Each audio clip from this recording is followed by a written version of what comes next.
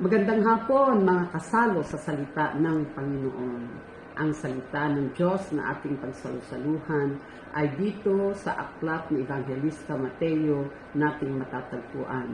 Dito sa Mateo chapter 6 verses 19 to 21, ganito ang sabi, "Huwag kayong mag-impok ng mga kayamanan dito sa lupa. Dito'y may naninirang insekto at kalawang, at may nakakapasok na magnanakaw. Sa halip, mag-impok tayo ng kayamanan sa langit. Dooy walang naninirang insekto at kalawang, at walang nakakapasok na magnanakaw.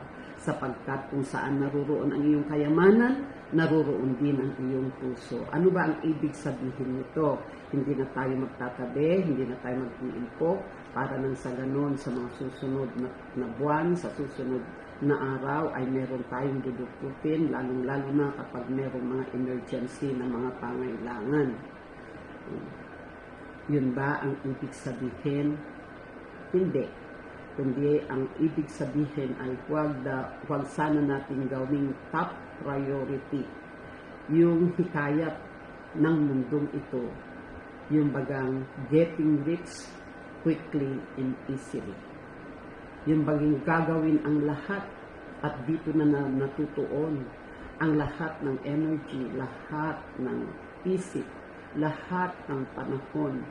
At ganun din na pinakikinggan yung mga iba't ibang mga payo on how to get rich easily and quickly, na kadalasan nagdadala, sabi nga sa 1 Timothy chapter 6 verse 9, na kadalasan nagdadala ito sa mga tao ng pagkabigo, kalungkutan at kapahamakan. Ang ibig sabihin ay habang tayo ay naririto, kasi sabi rin sa 1 Timothy chapter 5 verse 8 na ang mananampalataya kailangan niyang tignan, magsumikap, magsipag para may pagkaloob niya ang pangangailangan ng kanyang pamilya. At kapag hindi niya ito bigyan ng pansin at pabayaan niya ang kanyang pamilya, ay mas masakol pa siya sa hindi mananampalataya. So, ibig sabihin ay kailangan itinuturo din sa atin na magsumikap tayo, magsipag tayo, kumilos tayo, gumawa tayo, anuman ang mga talento, anuman ang mga kakayahan, anuman ang kalakasan, anuman mga skills, anuman ang profesyon na binigay ng Panginoon sa atin ay ipaghanap buhay natin.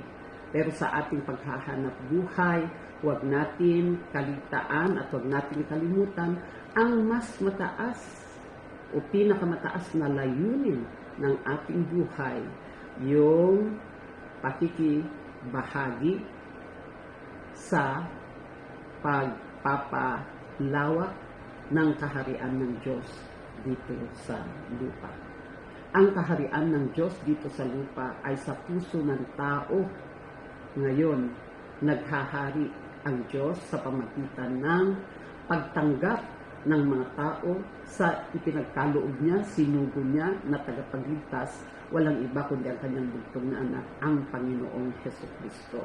Kaya kapag dumami ang tatanggap sa ating Panginoong Jesucristo, sa pagpapakilala ng bawat isa sa atin, pagpapatutuo ng bawat isa sa atin, ay lalawak ang kaharian ng Diyos. Kaya nga ang sabi sa Mateo chapter 6 verse 33, unahin ang kaharian ng Diyos at ang kanyang katuwiran, at ang lahat ng mga bagay-bagay ay susunod sa atin. Anong ibig sabihin?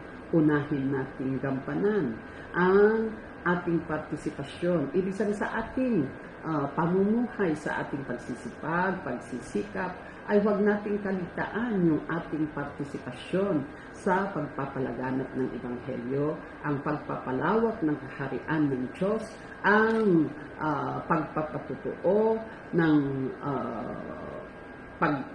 matuwid na pamumuhay kay Kristo Jesus, at makakaasa tayo ang lahat ng ating mga pangangailangan, ito'y ipagkakaloob ng Panginoon. Sabi niya, mag-impok kayo ng kayamanan sa langit.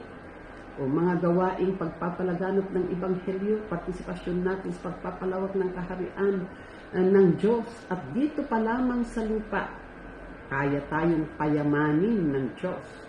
Bagamat hindi ito ang ating top priority, hindi ito yung prioridad, hindi ito ang pangunahin. Naisin natin, tayo ay nagsisikap, tayo nagsisipag, pinagtatrabaho kung ano ang kaloob ng Diyos na kakayahan, propesyon sa atin.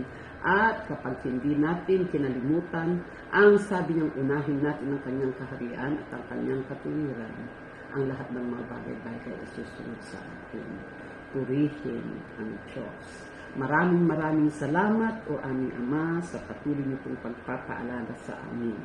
Kayo ang aming Diyos at kayo ang aming Ama na hindi magpapabaya kailanman sa kanyang mga anak.